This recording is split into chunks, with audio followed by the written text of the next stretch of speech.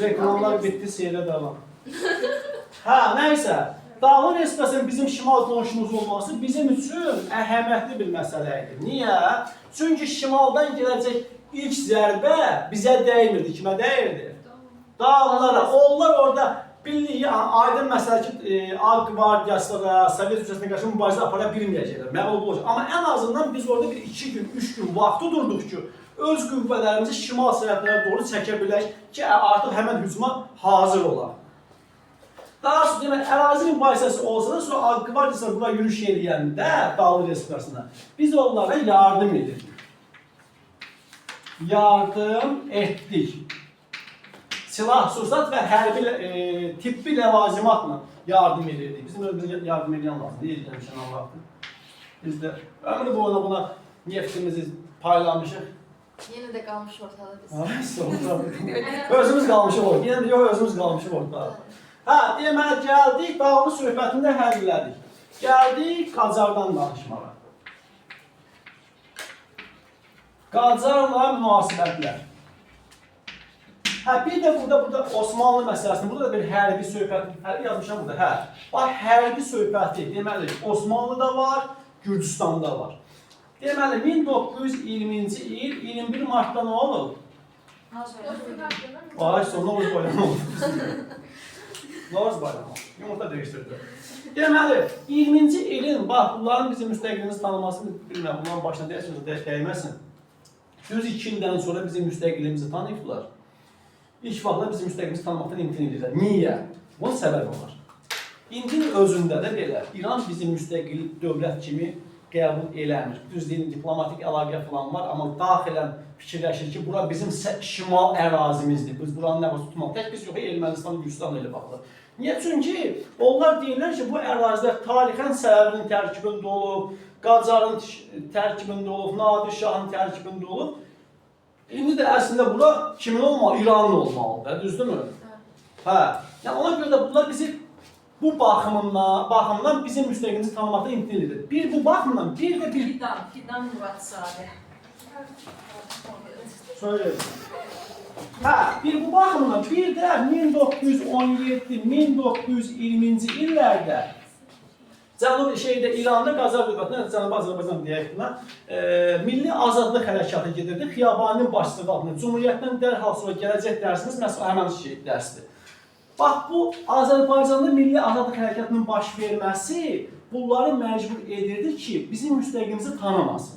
Niyə? Əgər bizim müstəqilimizi tanıyardısa və burada bir müstəqil Azərbaycan adında bir dövlət yaranardısa, bu buradakı milli azadlıq hərəkatına mütləq təkrar verəcək ki, biz də müstəqil olaq və öz qardaşlarımızla neyək?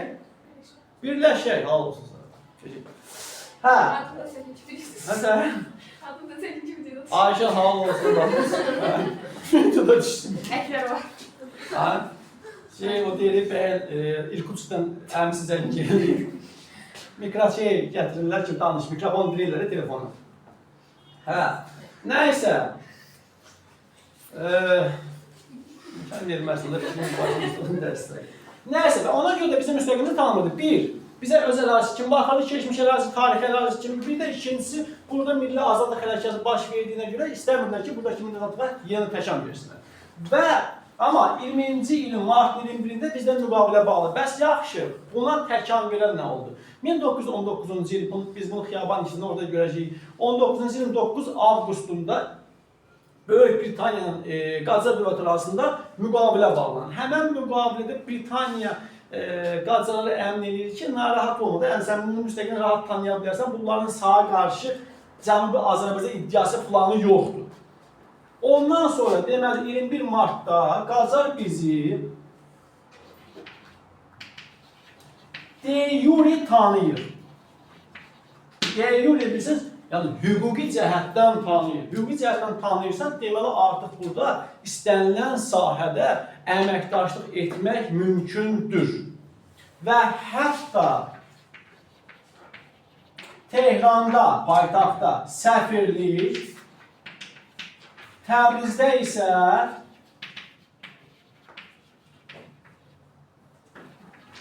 konsulluq açılır. Azərbaycan Xalq Cümhuriyyətinin səfirliyi Tehranda, Təbrizdə isə konsulluq açılmışdır.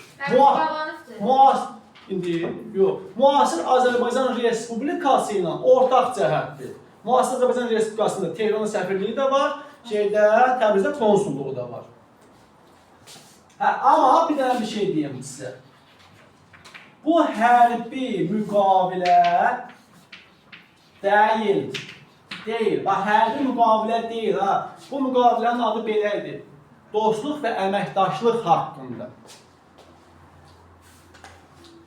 Qacar dövlətinə münasibətlərimizi müəyyən etdik. Qaldı hara qonşularımızdan? Böyüklərin qonşumuz da. Xərtə zəlzələ baş verdi, xərtə sünçüklər.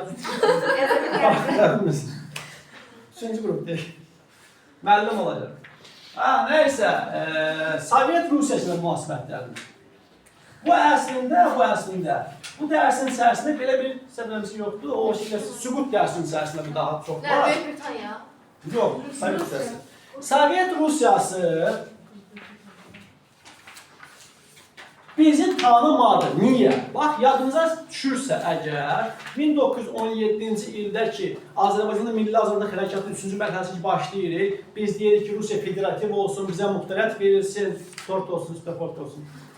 Orada bolşeviklər nə deyirdilər? Vahid və bölünməz Rusiya ideyasını təbliğ edirlər. Yadınıza gəldim söhbət. Yəni ki, işinə muxtərət birləşdirir, fikrinizi o yana buna eləməyin. Yəni, ona görə də bolşeviklər burada hakimiyyətdə olanda onlar bizi tanıyacaqlar. Tanıyan onlar deyirlər ki, bu Rusiya imperiyasının ərazisidir, bu Rusiyanın tərkibində olmalıdır. Bizi tanımadı və hətta 1920-ci ildən artıq bizə nota göndərməyə başlayır. Nota nədir? Tələb edirlər bizdən. Xəbərdarlıq, tələbnamə deyək. 18-20-ci ildə Rusiyanın özünün içərisində vətəndaş müharibəsi gedir, ağlarla qırmızılar arasında. Ona görə də Rusiya başı qarışıb daxildəki problemlərə, itirdiyi əraziləri güc yolu ilə, hərbi yolla tuta bilmir. Çünki vətəndaş müharibəsi gedir axı içərisində, baş ora qarışıb. Sadəcə müəyyən, belə deyək də, danışıqlar yolu ilə, nəyisə vəd etmək yolu ilə həmən əraziləri yenidən qaytarmağa çalışır və yaxud da ki, həmən ərazilərin gələcəkdə hərbi yolla qaytarmaq üçün zəminlər yaradır. Və bizə nota vermişdir 20-ci ildə. Deyir ki, muhtərəm Azərbaycan Xalq Cümhuriyyətinin hökuməti, siz də tələb eləyirik ki, siz bilirsiniz, yəni, Rusiyada vətəndaş müharibəsi gedir, ağlarla qırmızılar arasında, hakimiyyətdə qırmızılardır. Ağ qvardiyası denir ki, Qafqaz tərəflərdə hərləndə aşağı yuxarı. Sizdən tələb edirik ki, bizlə birlikdə birləşib ona qarşı mübarizə aparasınız. Xoyskidə Xarici İşlər Naziri kimi deyir ki, bu Rusiyanın daxili problemidir, bizə bu söhbətin aidiyyəti yoxdur, gedin daxili məsələmizi özünüz həll edin. Və, qəşək deyilmi? Özə dedik ki, mən qəşək demişəm, tıxılayarsın.